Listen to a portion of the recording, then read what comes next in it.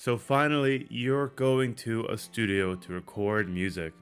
After years of practice, finding bandmates, writing music, playing shows, practicing together, you finally find the courage, pull up some money, and you go into a studio.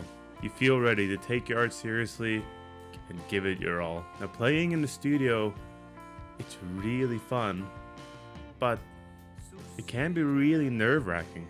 It's so common to be really nervous, but hopefully in this video I can give you some tips to help kind of ease those nerves, help you along your journey for those of you who are going into the studio for the first time to record music. The point of this is to make you feel comfortable in that studio setting, which can be really foreign for a lot of people. Before you even step into a studio, it's really important that you communicate with either the recording engineer or the studio manager or maybe a producer, whoever you're working with, some very clear goals and expectations for your time in that studio. You as a band or an artist should have a very concise and clear goal for every single session that you take up in the studio. You should tell your recording engineer and producer things like so. How many songs you would like to record? Would you like to record as a whole band, or do you want to record each instrument separately in separate track? What type of sound are you going for? What type of vibe are you going for? How much time do you want to be recording? Do you want to record just one day, one session? Or do you want to spend a weekend recording? Do you want to spend a whole week recording? Now, it's really important that you start to set realistic expectations for your recording time. If you go to a studio and tell an engineer that you want to record an 11-song album in a day, well, they might just hate you for the rest of their lives. You should have worked out beforehand exactly how many songs you'll be doing. For example, if you're kind of playing live as a whole band, songs fully through, I'd recommend at least 2.5 hours per song. Even if you nail it every take, you have that breathing room to take another take, listen back to it, decide if you want to take another take or not. Now, this also kind of depends how elaborate or long your song is. If you're playing like a 2-minute punkier, straightforward rock and roll song, it doesn't maybe necessarily need as much attention or focus the details as, let's say, you wanted to record a 20-minute prog rock masterpiece with a million instruments. So you have to also set that expectation realistically. The shorter and more simple your song is, most of the time, the quicker you can get it done. You also should know exactly how much you're going to pay. Before you even book time for a studio, you reach out to an engineer, a studio, a producer, and you figure out their rates. You should tell them how many songs you want to do and how long you're going to do them. And then they're going to come back with a quote for how much it should cost. Now, be very mindful and be very careful. They will give you a quote. That's not a negotiation. You're not at a pawn shop. You're hiring someone to record something for you. That costs money. Those people are ideally skilled individuals. So you shouldn't be going in, let's say they want $150 an hour. You can't be going in saying, well, I only got 75. All you're going to do is waste that person's time, and you're just going to annoy them at the end of the day. If you can't afford someone's quote, that's totally okay. If you can't afford someone's time, that's totally okay. But you might need to look elsewhere for people maybe that have a little less experience, that are willing to take a little less money.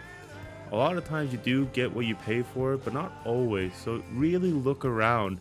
Find engineers, producers that have a sound you like and see if you can work with them. If you can't afford it, either save up or find someone cheaper. Nothing will tick off an engineer or producer more than you trying your best to negotiate their price with them. They set that price, that's how it is. After you find that engineer, producer, studio, whatnot, you should have a schedule. You should know exactly how much time you should be spending each day on each song and each part. And although it may be hard, you should try your best to stick to that schedule. If you've allocated 3 hours per song, try to stick to that 3 hours. You can get into this trap of constantly listening and doing retakes after retakes when you maybe nailed it on the second or third take. So it's good to stick to that schedule. Move on, go do something different, and if you have some time at the end, you can go back and maybe do a retake. If I remember correctly, Glenn Fricker of Spectre Sound Studios has kind of a 3-take rule. If you can't nail your part in 3 takes, you're not ready.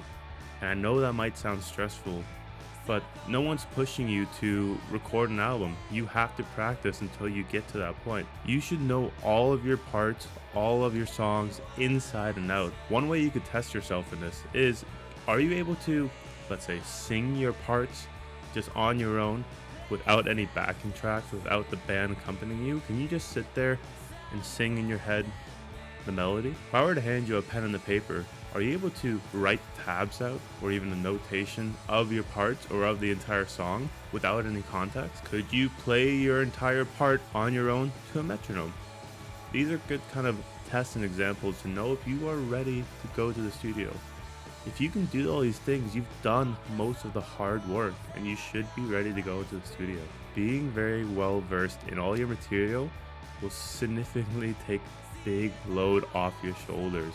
Because when you walk into that studio finally, you don't even have to think about it. You have it down, you've nailed it. One thing that can also help lift that stress off your shoulders before you go into the studio is preparing all your equipment properly before you go into the studio.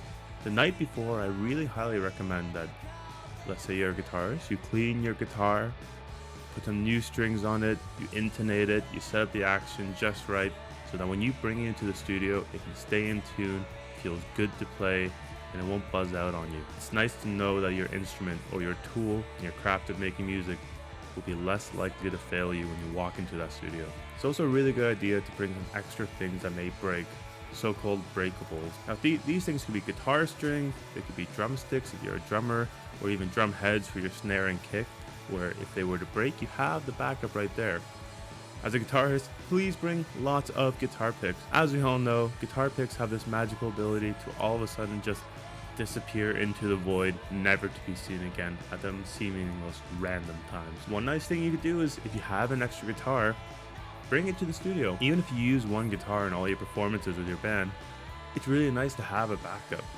If you have another guitar that's there with you, you have that ease of mind knowing that if something were to happen to your main guitar, you have that guitar as a backup, a guitar you already know and that you can perform your parts on. When you prepare like this, you tend to feel much more confident and comfortable in that environment because you know you can nail the takes because you've done the practice, and now you don't even have to worry about any of the gear because you've taken the time beforehand to sort that out. And now that you're prepared to go, here are some things you should keep in mind when you're actually in the studio. You should learn your engineer or producer's name. When you meet your engineer or producer, you should shake their hand, look them in the eye, say your name and what instrument you play. These people are at work and they're doing their jobs. They deserve to be treated with respect. It's a lot nicer to call someone by their name than just saying, hey buddy, hey guy, hey dude, can you do this for me?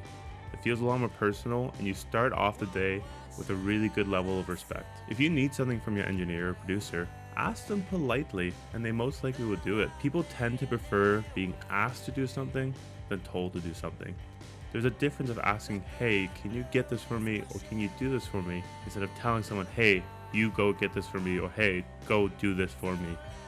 It might sound like a small detail, but over a course of a day, people being polite to each other and asking things instead of telling them what to do can really make a huge difference in the overall morale of the day. You should make sure to plan breaks during your recording session. If you're recording for 8 to 12 hours in a day, you need to account for setup time. You need to account for meal times.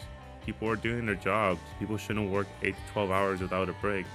It also gives you as a musician a chance to take a break, rest your ears, rest your mind, and then come back to your session, kind of recharge with a fresh set of ears so you can hear things a little more clearly.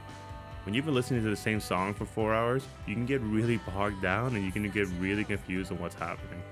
So it's really good to just take a break sometimes. It's important to also give people the space to work. If you're struggling to play a part, or let's say one of your friends is struggling to play a part, it's best to just maybe give them that space, let them take that breath, and walk away.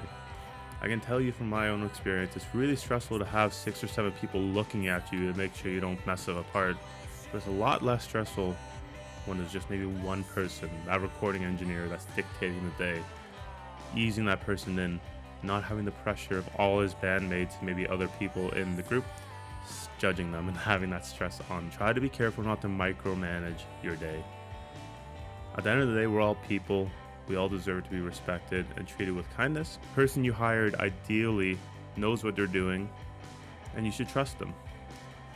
Let the person record your band. You can give them little pointers of maybe what you want to sound like, but let that person do their job. It makes their life a lot easier. If you've hired a competent recording engineer, all you have to think about is nailing your parts and giving your best performance. You can always change the tones, the sounds, the mix, the EQ of everything after. You just have to nail the performance. Don't get so obsessed with the tone in the moment. You can change so much in mixing and mastering, or in post, as a lot of people say.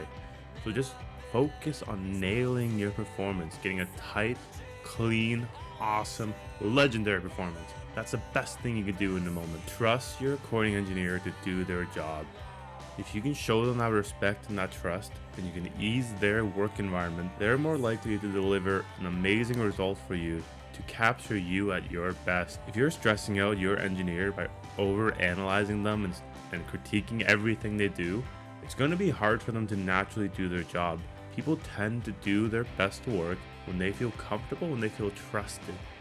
So trust the process, trust the engineer, and just go give a killer performance. The last part is just to have fun. Have fun in the studio. It's not every day you get to go to a studio and record your music. So just enjoy the process. Enjoy being with your friends, enjoy being with your band members, enjoy being with the recording engineer. Maybe you'll make something that really stands the test of time, something that kind of leaves your mark on this world, and that's beautiful. Enjoy the process of making music. Don't worry on everything else. Thank you so much for watching to the end. If you like this video, feel free to give it a like. I would love to hear your comments in the comment section down below. Love to hear your own stories in the studio, your experiences, maybe if you're a studio engineer or someone who's recorded a lot in studios. Hit that subscribe button if you wish. Until next time, keep on rocking in the free world, and peace out.